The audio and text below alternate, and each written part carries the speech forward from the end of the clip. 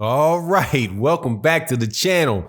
Gervonta Tank Davis is about to knock Leo Santa Cruz's head in a 360-degree circle. At least that is what the expression on the face of Jamel Herring told me in an interview that he had. I do believe that interview is up on Fight Hub. Really interesting take on Leo Santa Cruz and Gervonta Davis. He also talks a little bit about what's going on in the 130-pound division. Let's talk about those things in this video.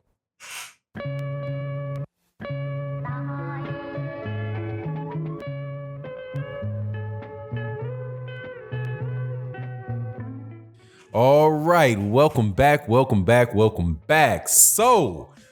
Gervonta Tank Davis, little Tank Davis, the 135-pound regular WBA champion. Now, to the commenter, subscriber, commentator, the person that left in my comment section that I need to make sure to say Gervonta Davis's title, WBA regular 135-pound champion, I have now done so. Even though, truth be told, that I do not believe that is that should be considered an actual championship at 135 pounds. I am a huge Gervonta Davis supporter for what he does in the ring. But I cannot go with that dude. The WBA champion is a guy named Vasily Lomachenko. That said, Gervonta Tank Davis is most definitely the biggest attraction at 135 pounds. And as a result, there are a whole lot of people that want to fight him. There's Devin Haney that wants to fight him. Vasily Lomachenko wants to fight him. I'm not quite sure whether or not it is Teofimo Lopez has ever called for that fight, but he's got the Vasily Lomachenko fight, so that's what he was going for. You also had guys down there at 130 pounds that wanted to fight him, or this 126-pounder named Leo, somebody let me know how they want that pronounced, but Leo Santa Cruz. Now, Leo Santa Cruz is a longtime champion at 126 pounds, and Jamel Herring, who is the WBO 130-pound champion, was asked what he thought about the Gervonta Davis-Leo Santa Cruz fight. And you know how some fighters or people want to be they don't want to get too over the top with their comments, right? They want to make sure that they stay respectful, that they don't say anything that's too incendiary. Well, that was the tone that Jamel Herring had. However, when he first was asked the question, he couldn't hide his face. He was like, man, he had that look like, man, are you out your mind? Like, what is he doing? That was that whole first like, oh man.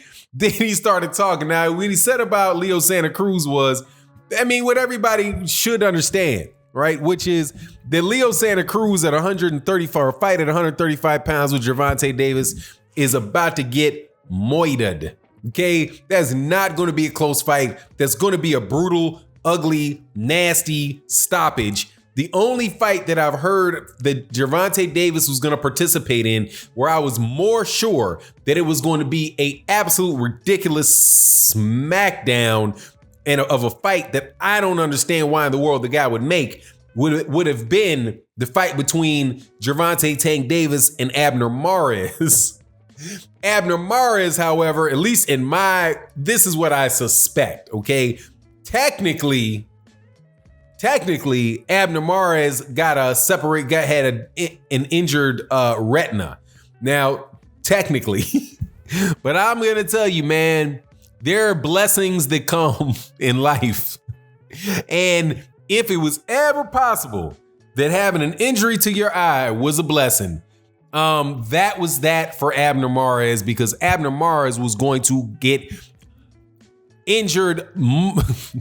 Oh my God, man, that was just going to be a massacre. I have no idea in the world why Abner Mares wanted that smoke with Gervonta Davis. Well, I do know. And so does Jamel Herring, who mentioned the same thing for Leo Santa Cruz. Now, what he said about Leo Santa Cruz was, Well, as far as the outcome of the fight, he's like, man, that dude is going to be, that's a big, heavy, strong puncher. And you at 130 and 135 pounds, and you're talking about Leo Santa Cruz is moving up from 120, who's moving up from 126. But he also talked about why it is that Leo Santa Cruz would want to take that fight. And what he said was that he noticed, at least this was Mr. Herring's impression, that a lot of fans of Leo Santa Cruz were walking away from him because of his refusal to fight Gary Russell Jr. That is, I think, it's a keen observation. Okay, and I think that I would tend to agree with that. I think that more than likely is the truth, because if I was a Leo Santa Cruz fan, I would have left that. I wouldn't have been dealing with that dude for several years now, because Leo Santa Cruz was clearly not trying to fight certain guys. He would not only Gary Russell Jr. Because Gary Russell Jr., in my opinion, is going to dog walk. He's going to beat Leo Santa Cruz. I think he's going to beat him fairly convincingly. I think it would go the distance, but Leo Santa Cruz foot speed and hand speed, I just don't believe he's going to be able to keep up with Gary Russell Jr. And Mr. Gary Russell Jr. is the truth down there at 126 pounds, man. Believe it. The truth at 126 pounds. But Leo Santa Cruz wouldn't fight him. Leo Santa Cruz, I believe, came up originally from like maybe 115, because he's a 118 champion, 126, 122, 126. And I think he's got a minor one. Does he have a minor or a full one at 130? So the 4 weight divisions, okay, that probably did start at about 118 pounds. But at 118 pounds, at 122 pounds, he wouldn't fight Guillermo Rigondeaux. If you move out of him, Carl Frampton, Scott Quigg, Abner Mars, all those guys moved up out of there and went from 122 to 126 to get away from Guillermo Rigondeaux. That to me is that's 2 weight classes of ducking out of Leo Santa Cruz. Guillermo Rigondeaux 122 and Gary Russell Jr. at 126. Now he's at 130 now, and apparently he's saying, well, not apparently, I heard Leo Santa Cruz say that. He's like, well, the fight between me and Gervonta Davis is going to be at 130 pounds, not at 135 pounds. I'm paraphrasing, right? That's not a direct quote. That's not what he actually said. I'm paraphrasing, but that was the gist of what he said. And I'm going to say the same thing in this video that I said when I talked about Leo Santa Cruz saying that is not going to be up to Leo Santa Cruz. That's going to be up to Gervonta Davis, because Leo Santa Cruz is bringing a name, and he's bringing his accomplishments at 118, 126, 122, and 126 and 130. He's bringing those accomplishments with him, but that's all he's bringing because the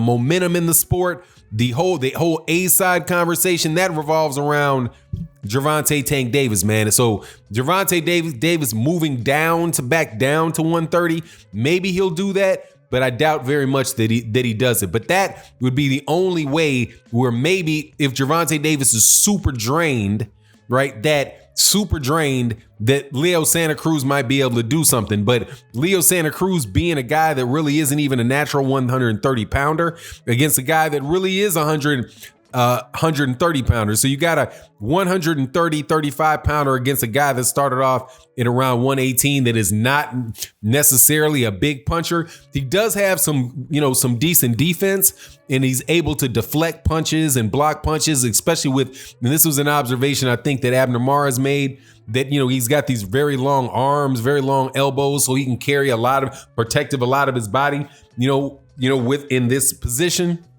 But none of that stuff is going to stop Gervonta Davis from knocking his ass out. Okay, nothing's going to save him. So no matter how polite Mr. Herring was in, how he presented it, the only way that you could take what he said, and I think the only realistic conclusion anybody can draw is that this is a situation for Leo Santa Cruz that was just like it was for Abner Mares.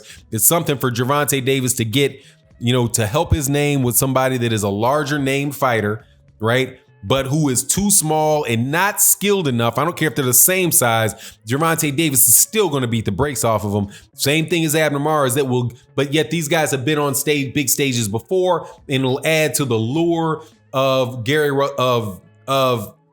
Gervonta Tank Davis. But I don't consider it any way, shape, or form to be a competitive fight. It's kind of like a Oscar De La Hoya fights Julio Cesar, an old Julio Cesar Chavez senior at 100, and I think they might have fought at 140. They might have fought at 135. But Chavez Senior, was coming up a couple weight classes. He was longer in the tooth against a guy that was much bigger, and it wound up in a bloodbath.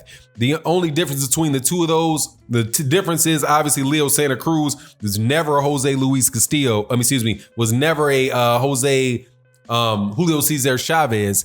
And Gervonta Davis is absolutely positively going to knock him unconscious. But anyway, that's how I take it. I think that's how Jermell Cherling takes it. Hopefully we get to see it, and this whole thing that we're going through doesn't last very long, or as long as they're saying it's going to last. Look, leave your comment in the comment section. Chop it up with me about boxing, man, because if you are at the crib and you're not able to go to work, man, let's talk about this boxing. We drop videos. We do a live stream in the morning. We drop videos at 1:15, 3:15, 5:15, and 8:15. So check them out. Leave your comments in the comment section. With that, I'm out. Peace.